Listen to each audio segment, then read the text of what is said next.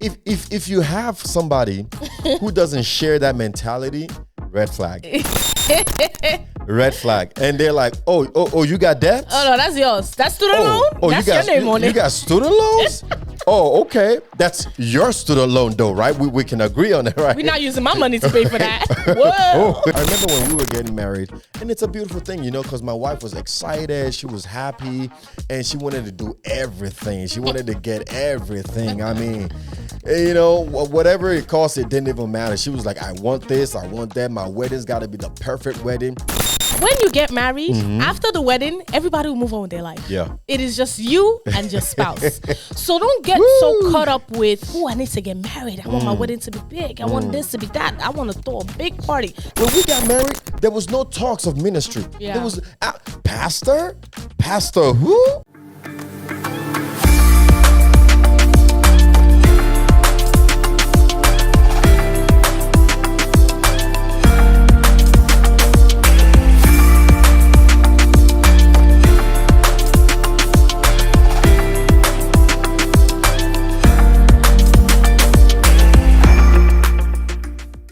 Blessings and love. It is always a great day here at Refuge and Fortress. My name is Yemi Emmanuel. I go by PY. And I'm Loni O. And this is the Let's Talk About It segment of My Darling Bride podcast. So last time when we were here, we talked about the 4 B's, right? The 4 B's that marriage doesn't change. If you haven't checked that video out, it's going to be on the link somewhere on top of this video. And the 4 B's we said was marriage doesn't change your belief. It doesn't change your behavior.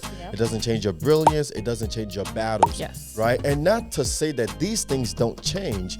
Eventually, if you want them to change, they will. But marriage would not be the reason why they change. It's a personal conviction within yourself that you make that decision and you say, you know what, I've got to change this, and then you make that change.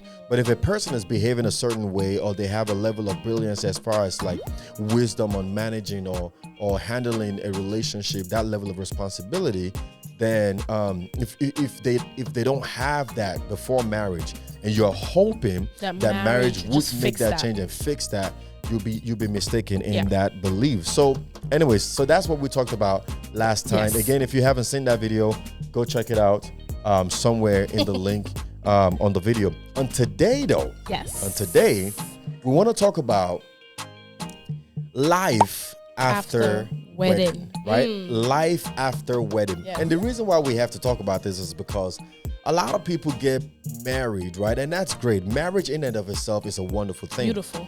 But a lot of people make the mistake of putting all their equity and all their emphasis and all their energy on the wedding. The ceremony itself. I remember when we were getting married, and it's a beautiful thing, because my wife was excited, she was happy, and she wanted to do everything. She wanted to get everything. I mean, whatever it cost, it didn't even matter. She was like, I want this, I want that. My wedding's got to be the perfect wedding. And that's beautiful, and I understand that perfectly.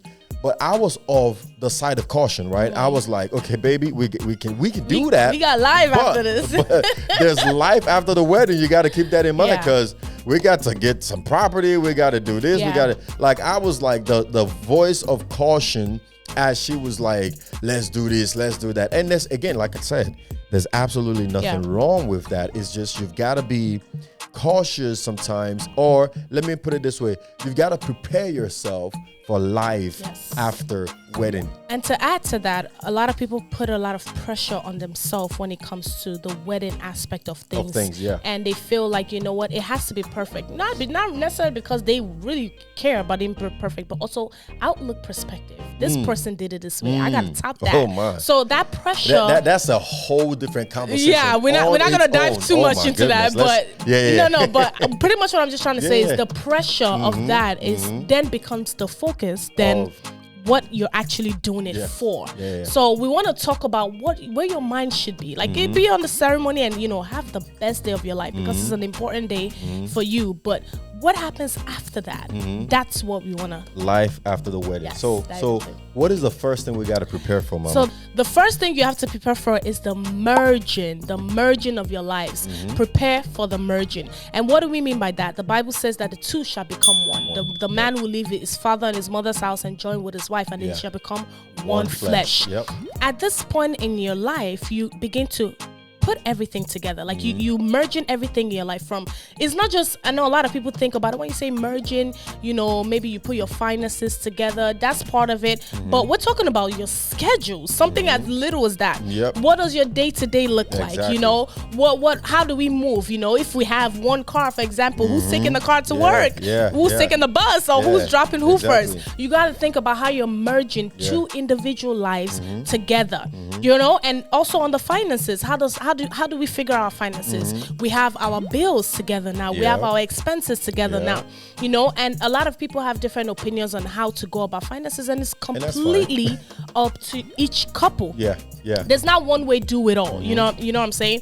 But these are things you have to think about. Your debts become my debts. How do we figure that out? Because the minute I take your name, or the minute we join together and we're legally married, responsibility legally become mine as well. So these are things you have to figure out, the merging of your lives in every aspect. Prepare for that time. Absolutely. And I just want to add here too, right, that sometimes, and it's a beautiful thing that we just talked about, preparing for the merging. Number one, we're having this conversation now that this is, life after wedding, after the wedding. Yes. A lot of what we're going to say today, you should have prepared for ahead of time, before now. Yes. But let's say you weren't prepared for it. You're talking to the people that already did it. No. I'm talking to the people who, in their dating phase, didn't have these conversations. Right. Didn't have the conversation and about now they're like merging. in the engaging phase. And then they're married now. Oh, they're married, exactly. Yes. Okay, so they're married now, but they still have to figure this out. Yes. Exactly. It's not too late. It's not too late. No. Absolutely, it's not too late. And then again, too, the merging part of things, right, is another thing I want to mention about that is, how you just mentioned right now, your debts become my debts. Yeah. Your issues become my issue. Your this become. If you have somebody who doesn't share that mentality, red flag. Red flag. And they're like, oh, you got debts? Oh no, that's yours. That's student loan? That's your name on it. You got student loans? Oh, okay. That's your student loan though, right? We can agree on that, right? We're not using my money to pay for that. Whoa. Right? So if you have somebody who is already of that mentality. Yours, mine. Right. It's red flag. This is not what this episode is about, so we're not even going to go there. Red flag though. Anyways. So the next thing that you have to prepare for, as you've already kind of laid the foundation for us, is preparing for unexpected changes. Yes. A lot of us, a lot of times, like, how I just mentioned, how before you get married, before the wedding, before the marriage, right, you would have worked everything out. Most people would have planned. Most people would have prepared. Most people would have prayed before the wedding. And so they kind of have a good sense of how life would be after the wedding. And that's why it's important that I talk about this part right here. Very important. Preparing for unexpected changes. Look, when we got married, we worked for some time. Ooh, the testimony. Yeah, you know what I mean? We worked for some time, and then we got our first property. And after we got our first property, I put in my notice and I said I'm going full-time into business. I was like, that was an unexpected change.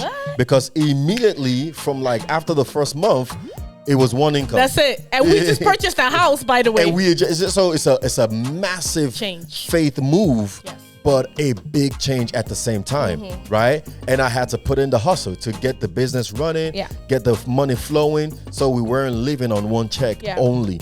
But it was an unexpected change. I mean, we've talked about, possibility of going into business and all that stuff, but we also talked about the possibility of going up the corporate ladder, right? So, so when the business time came, it was an unexpected change. Yeah. I'm saying all that to say, God forbid, one of y'all may get fired. God forbid, one of you may have to move to a different state. Yeah. God forbid, one of you may have to move to a different country. Your job may say, we want to promote you and want to move you to another region so you can be a regional manager or something like that, right? These are unexpected changes that happens after wedding. God forbid. In fact, another unexpected change that a lot of people don't want to talk about is your expectations, you know, it's like, for example, when we got married, our expectation was once we get married, right, we would work immediately on becoming property owners. That was the next thing for us. Yeah. Right after that, we will work on being parents. It's like a cultural, unspoken expectation that once you get married, the next thing for you to do is to become a parent, right? So, and that was also our desire. And that was our desire too. So within year 1, year 2, we were like, okay, we've got to make it happen, right? So it happened, but sometimes it doesn't always happen like that, right? Absolutely. Some people get married and they're waiting to become parents years after wedding, and they're wondering what is going on, what's all this about, right? So you got to just prepare yourself for the unexpected changes that kind of happens, and it might pose a shock to you sometimes if you're not necessarily mentally prepared and ready for these things. A lot happens. Life happens. Yes. When life is lifing, one thing is we got each other, right? But we are prepared for whatever unexpected occurrences that may happen, not because we have trust in ourselves, but because we have trust in God. Yes. And our faith and our hope is in Him. And we know that no matter what happens in the future, He got us. Yes. You need somebody who share that same mentality with you. Otherwise, man, it's red flag. It's tough. Red flag. It's very tough. Yeah. Okay, and the third thing you need to prepare for is prepare for the journey and embrace it. Yes, this is so important because a lot of people they go into marriage with the wrong mentality. When you get married, after the wedding, everybody will move on with their life. Yeah. It is just you and your spouse. So don't get so caught up with, I need to get married. I want my wedding to be big. I want this to be that. I want to throw a big party. I want it to be the talk all the time. Bella Ninja will pick it up. This one will pick it up. That will pick it up. Because go viral, guess what? We will show up. We will enjoy the party. We take pictures. We will congratulate we will dance. you. We will have a good time. And then it's deuces. I see you when I see you. Peace. And it's just you and your spouse. So don't get so caught up in the hype of the wedding ceremony. Yeah. That number one, you choose the wrong person. Ooh. Some people rush into marriage thinking, I want to do a wedding this year. I want to get married this year. And they just pick any and everybody. It can be somebody they like, it can be somebody they've been dating, but they didn't pay attention to some red flags before they decide to take that step because they're focused on the wrong thing. Because after that thing is done, after the ceremony is done, it's just you and your spouse, and y'all got to figure it out. And God. And y'all got to figure it out. Yeah. So prepare for the journey. Embrace it. Love and marriage is beautiful. Yes. But it's a lot of work. You gotta put in the work on a daily basis. There is, if anybody tells you that there's a perfect marriage, they're lying to you. Yeah. There is no perfect marriage. You see people and they're happy and they're smiling, but they have things that they have to work out. So you need to prepare for it because you're bringing two different individuals together. They gotta figure themselves out. How do we become one? Yeah. How do we even get comfortable being one? Yeah. You know, so you have to prepare for that and embrace the journey because the minute you say I do for my kingdom folks, there's no looking back. Yeah. There's no turning back. Yeah. This is it. You got to make it work. And you know, it's so beautiful you said that because earlier today, before we came into the studio, I was just thinking to myself, like, you know, life is just interesting. Life is funny. A lot of us, you know, we have different stages in our lives. Some of us are second generation immigrants here in America, and our parents came here and all kinds of stuff. And you know, a lot of us now, many people will tell you, before you do any step, before you do this, before you do that, pray. And I ask myself sometimes, like, okay, when you were going to college, did you pray that, God, should I go to college or should I not? Some of these things we just did because we felt like it just made sense, right? In the same breath, God, my family wants to go to America. Should we go? Should we not? Right. What? America? We out. You know? What?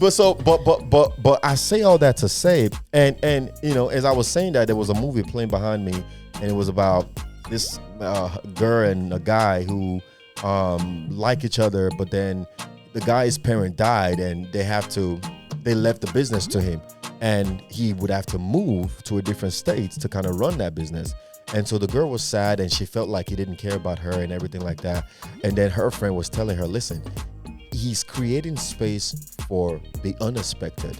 He didn't expect that to happen, but you can't just abandon that pivoted. because of your favorite word. I love that word. He's pivoting. I hear that word every day. So you gotta pivot. You gotta pivot.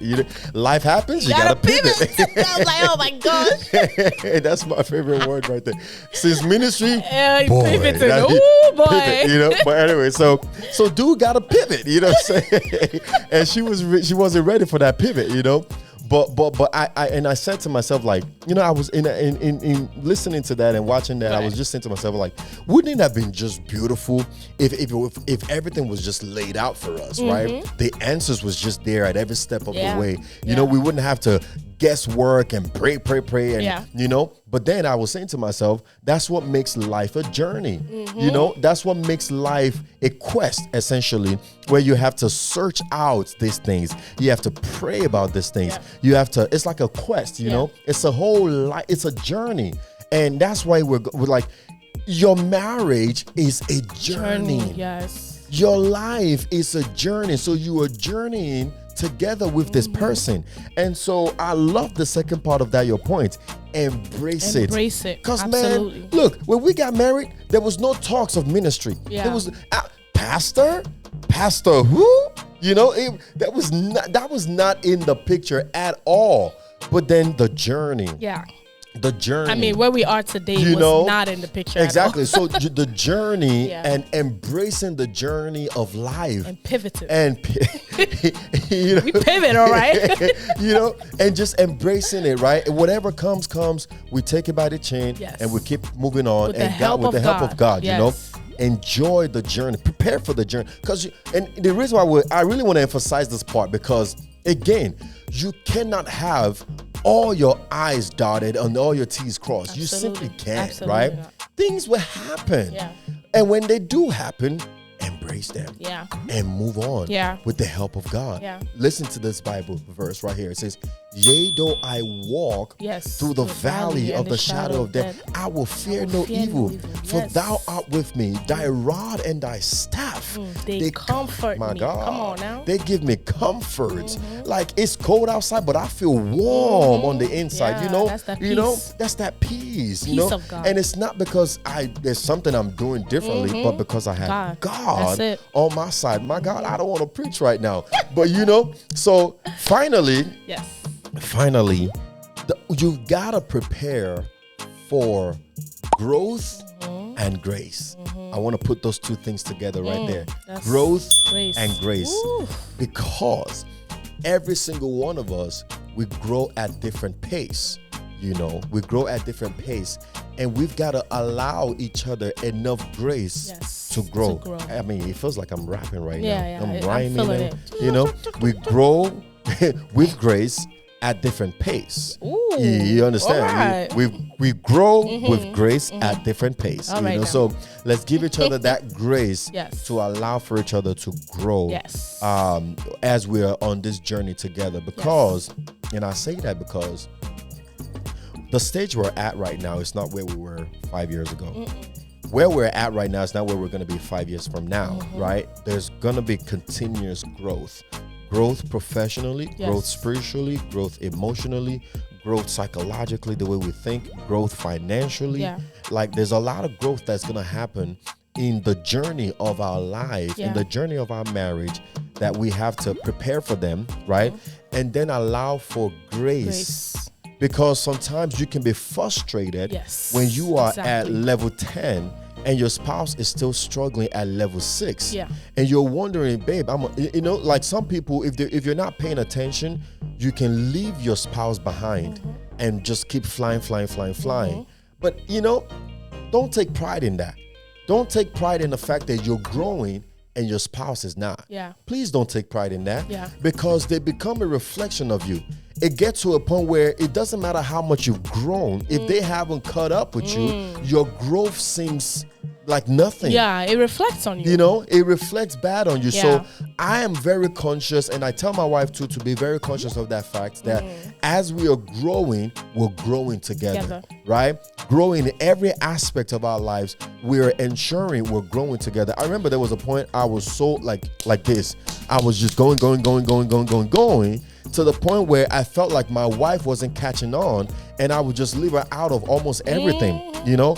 And she would come to me and say, I don't know what's going on with this. I don't know what's going on with that. I don't know what's going on. You don't tell me nothing. But you want me to go. But I want you to go. And she's like, where am I going? Yeah, exactly. So I had to talk to myself and say, okay, bro, all right, it's great for us to be like this, go, but where we going? Where we going without this lady, without this person, right? Yeah. So I had to kind of like, okay, break everything down and say, this is where we're at. This is where we're trying to go. I need you on this journey with me. And whenever she's going to be, lax a little bit or be tired or lazy or procrastinate or just wasn't giving that energy, I try as much as possible to ginger that energy and say, let's not slow each other down. Yeah. One thing we're not going to do, though, slow each other down. No. We're still moving. Yeah. I'd rather pull you than let you. I'd rather push you than let you pull me, essentially, right? So, and there's a reason why I'm saying that. But anyway, so be a pusher. Let's create a culture of pusher, not puller, right? Moving forward, not backwards, right? Yeah. No, go ahead. I just wanted to talk a little bit more of that grace for people that probably like, okay, what do you mean by grace, right? What are you talking about when you say grace? It embodies so many different things, right? But we're talking about patience. We're talking about help. Yeah. Right? Grace is like what he just said. He's like this, and I'm like, what's going on? Yeah. Rather than just saying keep up or catch up or this is what it is, let's go. Behind. No, he's holding me like, you know what, this is what we're doing.